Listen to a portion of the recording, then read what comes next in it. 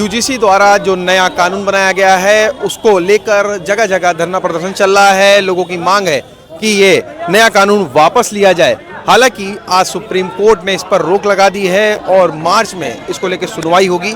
हमारे साथ कुछ लोग हैं जिनसे हम बात करेंगे।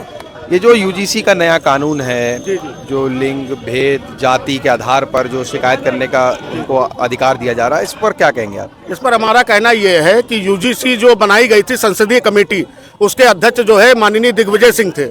अब दिग्विजय सिंह बीजेपी आरएसएस के प्रति क्या रखते हैं आपको उनका नजरिया पता है, और उन्होंने जो है भगवा आतंकवाद की थ्योरी भी गढ़ी थी। उन्हीं की जो है सिफारिशों को यूजीसी ने एज इट इज मान लिया, सरकार ने लागू कर दिया 13 जनवरी से।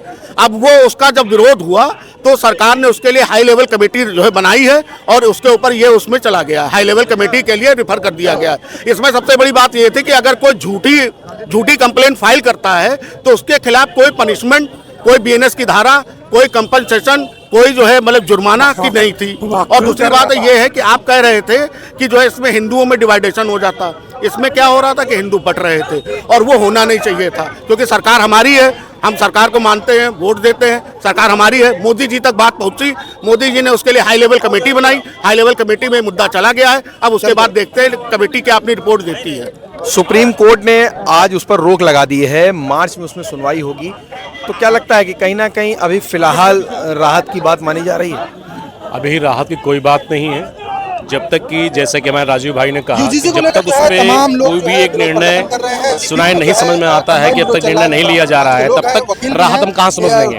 राहत समझने के लिए तो यही है कि जब तक कोई निर्णय ले सके। जो आपका 3C जो आपका सेक्शन था वो बहुत ही इलीगल है हमारे सवर्णों के लिए। तो अगर उन सब में संशोधन हो रहा है, संशोधन होने के बाद अगर सवर्णों का या जाति जो शब्द उसमें है उसको हटा के उसको पर्टिकुलर सब जातियों के लिए किया जा रहा है, समान किया जा रहा है, आपने तो हमको सबको स्वीकार है। हम तो चाहते हैं उसे लागू हो, हम उसका विरोध नहीं कर रहे हैं। विरोध हम सिर्फ उसके अंदर जो 2-3 धाराएं हैं जिनकी वजह से सिर्फ सवर्ण जाति जो है टारगेट हो रही है, हम उसका विरोध कर रहे हैं। शोषण करने के लिए आपने जानबूझकर समाज को, जब आपका हिंदू मुस्लिम फेल हो गया, हिंदू समाज को ही बांटने का काम शुरू कर दिया। एक साथ आपने इसको जानबूझकर के पास किया है, बांटने की आने वाले समानता में ये समानता में समता की परिस्थिति पैदा की गई है। और मैंने बताया इसके लिए सिर्फ दिग्विजय सिंह जिम्मेदार है, सरकार ने लागू कर दिया। CST के ज्यादा साथ कमेटी में और भी लोग वोट लेने के लिए ही इन्होंने फेवरेट अध्यक्ष दिग्विजय सिंह थे। और लेकिन चर्चा तो कमेटी बेरोजगारी लेकिन जो मेन अध्यक्ष होता है अमेरिकन पार्टी तो वही है, इंटरनेशनल मुद्दे हैं, आप समझिए। और हमारा छात्र जो है वो बिल्कुल मन से जाता है, वहाँ उसके दोस्त बनते हैं। अभी एक प्रकरण आ गया है वहाँ पे तत्काल सरकार एक लड़की को एक किसी न्यायपालिका जो है उसका सम्मान है, हम लोग करते हैं, वर्ग के लेकिन सरकार अपने लेवल से इसको बिल्कुल वापस कि वो प्रपोज कर दिया, लड़की ने मना कर दिया तो उसके खिलाफ जो है वो उसके खिलाफ जो है मुकदमा की धमकी दिया। तब वो सभासद को पता चला, सभासद आकर के 50,000 रुपए पे उस मामले को पूरा जो है उन्होंने उसको परिवर्तन करें, क्योंकि इन्होंने पहले से एक्ट ज्यादा डाइल्यूट किया है। इसमें जो है जो प्रावधान है कि अगर कोई मैलिशियस या गलत इंटेंशन से FIR करा रहा है, कंप्लेंट कर रहा है, तो अगर वो दोषी पाया जाता है कि उसने जानबूझकर किया है तो उसके ऊपर भी कार्रवाई होनी चाहिए। इस प्रावधान को हटा करके इन्होंने विक किया है और कहीं न कहीं उस पर ये जानबूझ करके समान समाज के बच्चों का शोषण करने के लिए, और इसकी आड़ में ओबीसी का अभी तक कोई जवाब नहीं दिख रहा। निम्न वर्ग के वोट को जवाब दिखेगा कहाँ? जवाब उसमें अभी तक उन्होंने किसी तरह का कानून डाला नहीं है। ऐसे पहले भी कई गतिविधियां हुई हैं कि पिछड़ी जाति लोग हम पे केस किया, किसी में भी, मान लीजिए इसमें सवर्णों में भी शिकायत भी आते हैं, कई आते हैं, वर्ग आते हैं, केस किया, और वो कहीं ना कहीं बाद में जाकर कानून पे कहीं ना कहीं हमें प्रूफ मिल जाता है कि नहीं ये झूठा है, पर उस पर कोई अभी तक FIR या किसी प्रकार की कोई नहीं हुई। तो अब जब ये यूजीसी का ये जो प्रावधान आया है, इस पे अगर ऐसी परिस्थितियां लागू अगर हो जाती है तो आप क्या समझते हैं कि वो हमारा दुरुपयोग नहीं होगा? दूसरी चीज ये हिंदू को बांटने का प्रयास किया गया, ने इस पे रोक लगाई है। सबसे बड़ी बात जो हम आज की तारीख में अखंड भारत की बात करते हैं या हिंदू राष्ट्र की बात करते हैं या बाकी चीजों के लिए हम लड़ रहे हैं, इसको तो हिंदू को बांटने की बात हो रही है। हिंदुओं को बांटने की बात हो रही है, तो लेकिन यूपी के CM ने तो एक बार कहा था ना, और कई बार कहा कि बटेंगे तो कटेंगे, तो क्या बात है? अगर बटेंगे तो कटेंगे, और दूसरी पार्टियां तो ये पूरी थाली सजाए बैठी है और हम कि हिंदू बटे फिर से वही चीजें हो जो पुरानी चीजें चल रही थी, कहीं ना कहीं उसका दुरुपयोग हो रहा था। उसका दुरुपयोग इससे 3 गुना हो जाएगा, क्या 3 गुना, क्या 10 गुना भी हो सकता है। लेकिन भाजपा में जैसे ब्रजभूषण शरण सिंह हैं, उन्होंने इसका विरोध किया, कलराज मिश्रा ने किया, लेकिन बीजेपी की जो सीनियर लीडरशिप है उसकी तरफ से अभी तक कोई बयान नहीं आया है। हालांकि जो मंत्री हैं प्रधान, उन्होंने ये कहा है कि इसका दुरुपयोग नहीं होगा।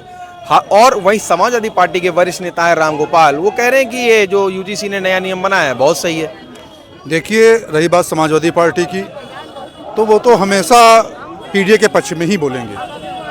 धर्मेंद्र प्रधान जैसा कह रहे हैं कि वहाँ पर कोई भी दुरुपयोग नहीं होगा सवर्ण समाज के विरुद्ध में, किसी जाति के विरुद्ध में, तो एक आश्वासन हमें नहीं चाहिए, हमें चाहिए अमेंडमेंट कानून में। जिस तरह से धर्मेंद्र प्रधान ने उस कानून को बिना पढ़े, बिना सोचे, बिना समझे लागू करवा दिया है, ये एक सोची समझी राजनीति है। सन 2012 में कानून में ये कहा गया था जो भी झूठा केस करेगा उसके ऊपर खिलाफ कार्रवाई होगी। 2012 में ही ओबीसी को नहीं जोड़ा गया था। सुप्रीम कोर्ट ने ये कहा था कानून आप बनाइए, लेकिन सुप्रीम कोर्ट ने ये नहीं कहा कि ओबीसी जोड़िए या ऐसा करिए।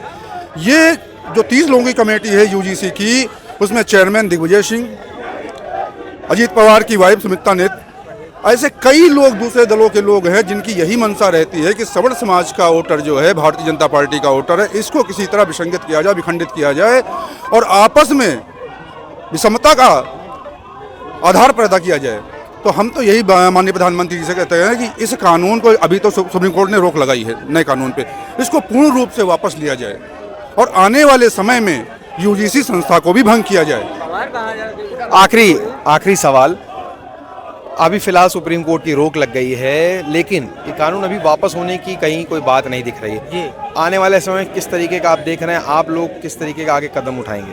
देखिए, आगे का मैंने आपसे पहले भी यही बात कही, ये चीज़ यूजीसी के जो एक इन्होंने कमेटी बनाई है इसको भंग कर देनी चाहिए, क्योंकि आगे भी किसी न किसी प्रकार से कहीं ना कहीं उछाला तो जाएगा, और उछाला जाएगा तो ये जो हमारे बाकी उद्देश्य हैं हिंदू राष्ट्र के लिए, हिंदू को जोड़ने के लिए, हम वो प्रयास हमारा कहीं ना कहीं ये बाकी पार्टियां उसको करेंगी, दबाव डालने की कोशिश करेंगी।